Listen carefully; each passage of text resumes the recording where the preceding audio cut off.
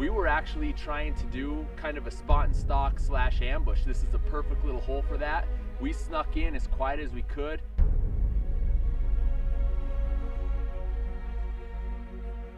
You know, we owe it to every animal that we take, in my opinion, to at least check them out and see if that fur is good. Even if it is rubbing, even if they are mangy, we like to follow up with what we kill.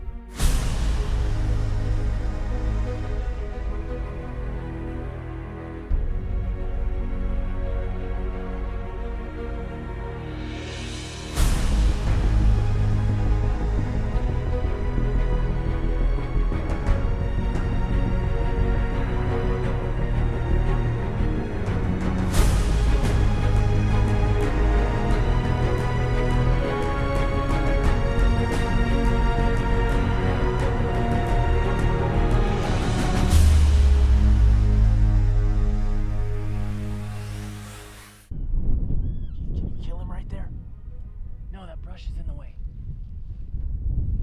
Next opening, take him. John, can you take him right there? Take him in that opening. Not now. Not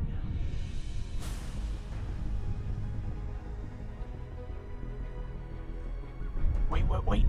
Yeah. Okay, I'm on him. Kill him.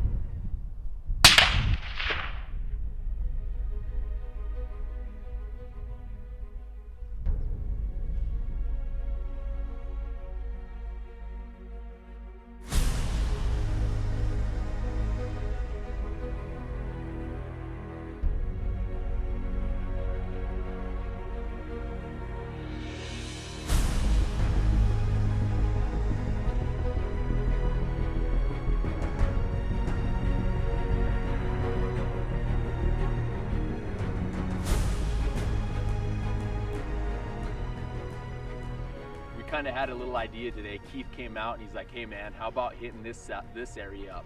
And we knew there's a lot of coyotes in this area. We've taken how many dogs out of here this year? Well, I know we had 4 of that one set. Yeah, you got a quad here. Yeah. Pretty much a self quad. Dad and I've called in a couple. You and I right back there, a quarter of a mile, got a single. Should have had a double, but right. So there's a lot of coyotes here, and as you guys can see, it's kind of tough, but this dog's got mange. She looked white as white on the camera, and she's no good, man. We got to keep killing these things, as many as we can, as many as there are out here spreading this. We just got to keep pounding them, regardless how late in the season it is.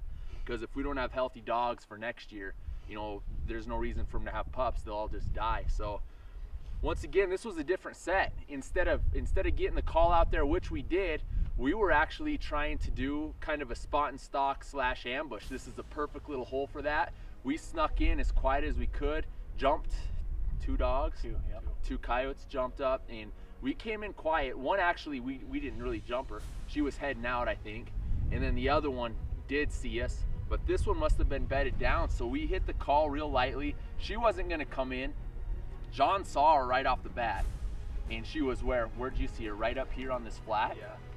And Keith and I never saw her. Keith, I know why he couldn't see her, because he was laying in some thick cover, but I had no reason not to spot that coyote at first. So when I finally picked her up on camera, she was probably a good 100 yards back up into that brush.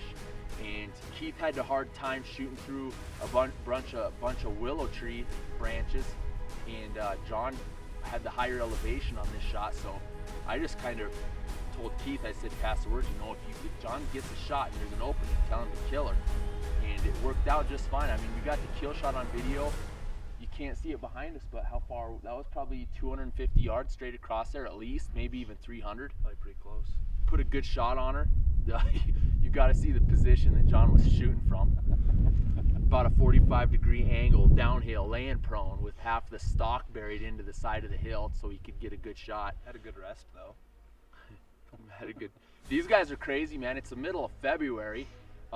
There's still snow on the sides of the hills, as you can see, and these guys are crossing the river. It was frozen up here a week ago, so they crossed the river. I had to go all the way around. They went in and got this coyote, only to find out that it's a stinking mangy dog. So, you know, we owe it to every animal that we take, in my opinion, to at least check them out and see if that fur is good. Even if it is rubbing, even if they are mangy, we like to follow up with what we kill and take a look at it.